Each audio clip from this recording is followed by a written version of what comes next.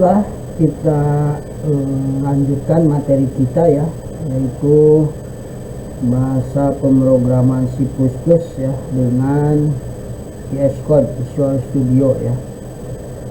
Nah, di pertemuan sebelumnya saya sudah membahas tentang while ya. Nah, untuk selanjutnya pada pertemuan kali ini saya akan membahas tentang if ya. Kita aktifkan dulu Visual Studio Code-nya ya, seperti biasa.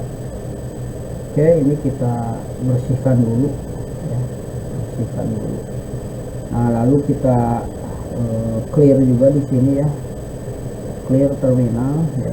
Ini kita berada di posisi user home ya. Kalau kita buka dulu di folder di sini ya, C ya, user home. Nah, adanya di sini ya, user home. Jadi ya, jadi C user home. Kalau kita lihat ini ada C user home ya. Jadi kalau kita mau mengaktifkan command prompt buat nanti ngelihat hasil daripada eksekusi atau hasil dari eksekusi atau dari hasil generate programnya ya, kita bisa menggunakan di sini cmd ya. Kita buka run administrator. Nah, di sini ada di folder, kita lihat ya, ada di folder tadi, di folder C user home ya. Kita buka di sini cd ya, titik-titik ya, cd titik-titik, di sini C ya, user ya, cd spasi user ya, user ya, cd home ya. Nah, kita lihat isinya dir. Nah, ini isinya. Jadi kita program kita ini nanti disimpan di sini pada folder home ya. Kalau mau bersihkan cls ya. Oke, kita kembali ke Visual Code ya. Nah, kita buat satu file baru ya, yaitu if ya, file, new file. Kita ketik create ya, create. Nah, baru kita klik. Nah, di sini di download ya. Kita tadi ke C kalau tidak salah ya, ke C user home di sini nih.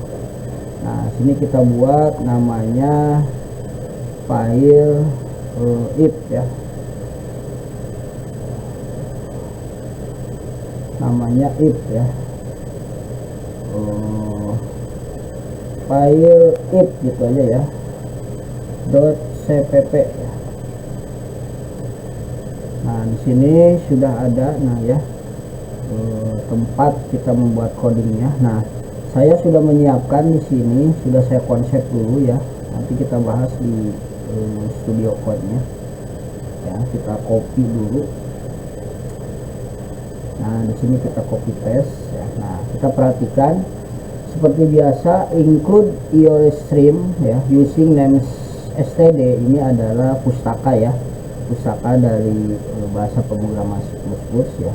Nah, int main buka kurung tutup kurung dan kurawal buka tutup, ini adalah isi ya, tempat dimana kita melakukan sebuah coding gitu ya. Nah, di sini saya kasih keterangan, ini variabel ya, deklarasi. Ini adalah memberi nilai ya, namanya variabel nilai ya, tipe datanya integer ya, int ya. Lalu di sini ada proses meminta input dari pengguna ya, perintahnya cout. Cout masukkan nilai Anda. Jadi kalau Anda masukkan nilai di sini, nanti baru dieksekusi dengan perintah chin ya, nilainya berapa. Jadi ketika kita masukkan ya, berapa nilainya, maka ini masuk ke dalam variabel nilai tadi ya. Chin itu adalah melakukan proses penginputan ya, atau memproses. Nah, di sini baru perintahnya ya, menggunakan if untuk menentukan hasil. Nah, di sini jika ya, di sini if ya, if ya, jika nilainya lebih besar atau sama dengan 75, maka dia akan menampilkan cout-nya selamat Anda lulus ya. Tapi kalau tidak ya, maka dia akan menampilkan maaf Anda tidak lulus ya, seperti itu ya. Nanti ditutup if else nya ini ya, kurung awal buka tutupnya. Jangan lupa ini satu ke sini nutupnya, ini ke sini ya nutupnya, dan return kembali ke 0, dan ini adalah penutup akhir dari isi ya, atau tempat dimana pemrograman C++ ya. Jadi perintah if ini ya, ini membuat studi kasus terkait metode if ya yang nilai di atas 75. Jadi kalau Anda memasukkan nilai di atas 75 pasti lulus hasilnya. Tapi kalau kurang dari 75 maka nilainya adalah tidak lulus ya. Kita lihat hasilnya, kita eksekusi dulu di sini nih ya. Run kode atau Ctrl Alt N, klik. Nah, ini hasilnya ya. Nah, masukkan nilainya. Saya masukkan misalkan 70, 74. Maaf Anda tidak lulus gitu ya. Nah, ini hasil yang dari program if ya. Kita lihat ke sini nih. Kita lihat ke sini. Nah, di sini kita kalau di dir dulu boleh ya, kita lihat dulu isinya. Nama filenya itu adalah file if tadi ya. Coba lihat di sini. File if ya, exe. Nah, ini filenya nih ya. Jadi kalau kita ketik file if, enter, dia akan menanyakan masukkan nilai, saya isi 80. Nah, selamat Anda lulus gitu ya. Nah, kita clear atau CLS ya. Saya ulang lagi, file if, saya isi 87. Jadi itu hasil dari program yang barusan kita buat menggunakan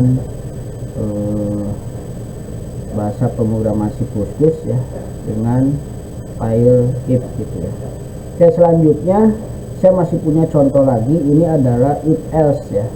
Jadi ini untuk memberikan nilai ya, apakah nilai itu baik, buruk ya. Jadi kalau ini kan cuman hanya ya dan tidak ya. Nah, ini adalah if else ini adalah nilai yang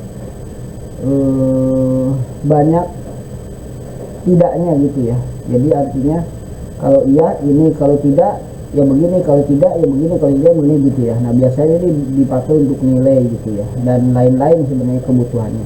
Cuman contoh di sini saya sudah buatkan dalam bentuk nilai ya gitu. Oke, kita copy dulu. Kita copy ya. Ctrl C ya, lalu kita buka Visual Code-nya. Ini jangan file if ya, aplikasi if mestinya gitu ya, nggak apa-apa, nanti di rename bisa ya. Kita buka lagi file, new file, create baru ya. Nah, sini saya bikin namanya aplikasi if else ya, gitu ya, .cpp. Kita create. Nah, sini baru kita masukkan isi dari programnya ya. Seperti biasa include EOSRAM ini adalah pustaka ya. Lalu ini variabel ya, variabel nilai ya.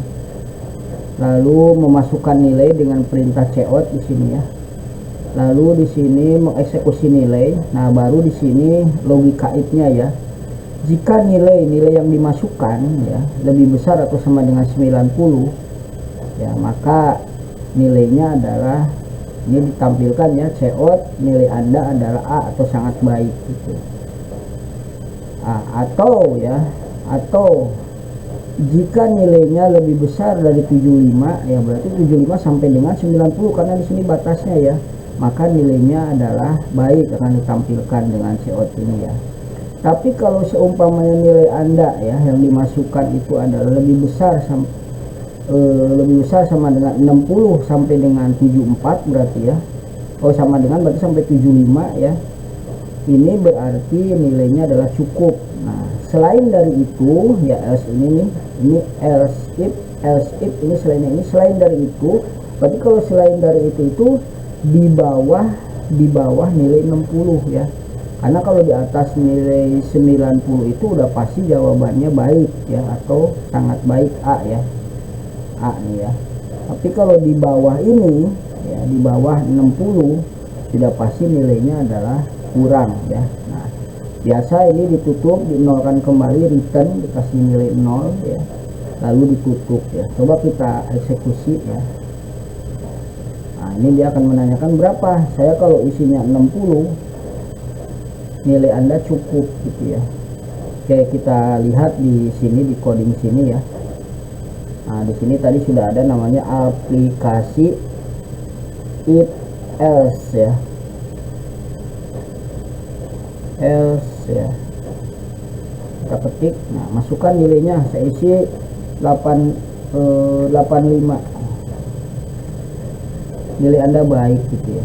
Saya ulang lagi, kalau saya isi nilainya 96 ya, nilai Anda 96, nilai Anda sangat baik.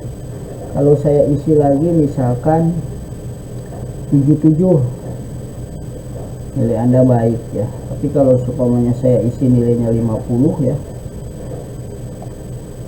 maka nilai Anda kurang ya. Kira-kira seperti itu ya, hasil dari bahasa pemrograman aplikasi untuk if else. Ini nanti bisa dikembangkan menjadi nilai-nilai yang lain ya. Ini yang pada umumnya kan nilai untuk apa, untuk nilai sekolah ya biasanya, atau nilai mahasiswa juga biasanya seperti ini ya. Kira-kira seperti itu. Oke, mungkin materi if ya sampai sini dulu. Kurang lebihnya saya mohon maaf. Saya akhiri dulu. Bila taufiq wal hidayah. Assalamualaikum warahmatullahi wabarakatuh.